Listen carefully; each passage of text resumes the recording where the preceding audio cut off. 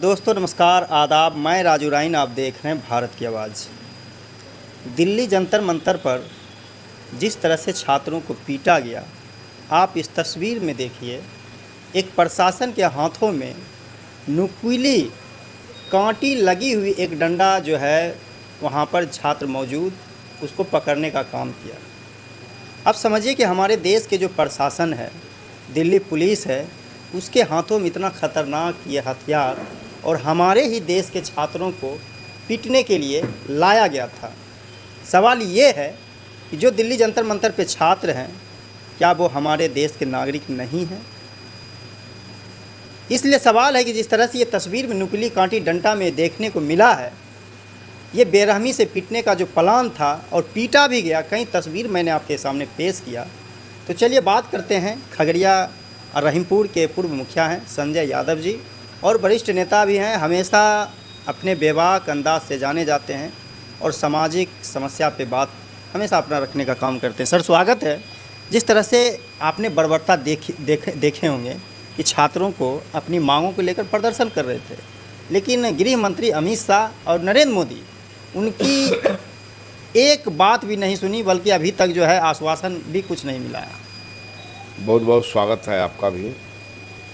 देखिए, जिस बर्बरता की बात आप कर रहे हैं, हमारे देश में जो अभी सरकार चला रहे हैं आरएसएस के इशारे पर भारतीय जनता पार्टी, ये आज़ादी के समय में भी भारत के लोगों को, भारत के विद्यार्थियों को, भारत के युवाओं को भारत नहीं समझते थे। इनके जो आका हैं सावरकर साहब, देश आज़ाद नहीं हो, जब उनका नाम केस में आ गया, उनकी गिरफ्तारी की बात हो गई, तो वो माफ़ीनामा दिया। माफ़ीनामा सावरकर जी कि हमको इस देश में आज़ादी नहीं चाहिए। और आज जो हमारे छात्र जो आज़ादी चाह रहा है, पिछले लगभग 13-14 वर्ष जब से मोदी जी की सरकार आई, तब से पेपर लीक का मामला है। और पेपर लीक का मामला इसलिए भी है, ये चाहते हैं कि आम आवाम का बाल बच्चा अनपढ़ रहे, कोई पदाधिकारी, कोई अफसर नहीं बने। इसका जीता जागता उदाहरण है कि मिडिल क्लास के लोग, मध्यम वर्गीय लोग जो है, अपने बहू का, अपने बेटी का जेवर जाल बेच के और अपने बाल बच्चा को पढ़ा करके उस दहलीज तक ले जाना चाहते हैं। और जब वहाँ कुछ मिलने की, हासिल होने की बात होती है, जब परीक्षा की बात होती है, तैयारी की अंतिम सीमा होती है, तो वहाँ इनका पेपर बिक जाता है। और पेपर जब बिक जाता है, पेपर लीक मतलब बिक गया, तो उसमें कौन है? उसमें सरकार के लोग हैं, उसमें सरकार के मंत्री हैं, उसमें सरकार के अफसर हैं। ये तमाम लोगों ने मिल करके मुट्ठी भर लोगों के हाथ में जो है ये अफसर बनना चाहते हैं, मुट्ठी भर लोगों को। क्योंकि मुट्ठी भर लोगों का जब अफसर होगा, ये इस देश को दूसरे रूप में ले जाना चाहता है। फिर तो राजतंत्र हो जाएगा। नहीं, राजतंत्र होने जगह अघोषित रूप से राजतंत्र हो गया है, हो गया भी अघोषित रूप से। सौभाग्य कहिए इस देश का कि पिछले 24 के चुनाव में अगर 400 पार इनका सांसद हो जाता, आज आप और हम एक जगह बैठ के बात नहीं करते। ये इनका जो सोच था कि हिंदू राष्ट्र, अरे तुम कहाँ जा रहे हो? तुम्हारे आका का भी मजाल नहीं है इस देश के 140-45 करोड़ लोगों को हिंदू मुस्लिम में लड़ाने का।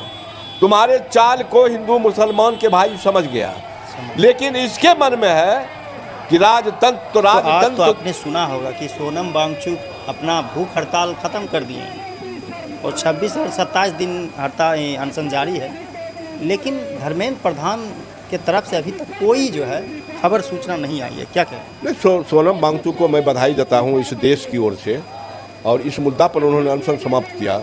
आंदोलनकारी छात्र के ऊपर अगर कोई केस नहीं होता है, कोई FIR नहीं होता, तो हम अनशन तोड़ने के लिए भी तैयार हैं। उसके लिए हम उनको बधाई देते हैं। और उन्होंने जो मुद्दा उठाया वो बहुत ज्वलंत मुद्दा, और हम तो आदरणीय प्रधानमंत्री मोदी जी से आग्रह करना चाहेंगे, आप 140 करोड़ के मुखिया हैं और इसी देश के वो छात्र नौजवान हैं जिस देश के आप प्रधानमंत्री हैं। हम आपसे आग्रह करते हैं कि छात्रों के ऊपर जो केस किए उसको वापस लेते हुए, छात्रों की मांग को मानते हुए, क्यों नहीं आप धर्मेंद्र प्रधान का जो इस्तीफा लेते? क्या कारण है? धर्मेंद्र प्रधान में क्या गए?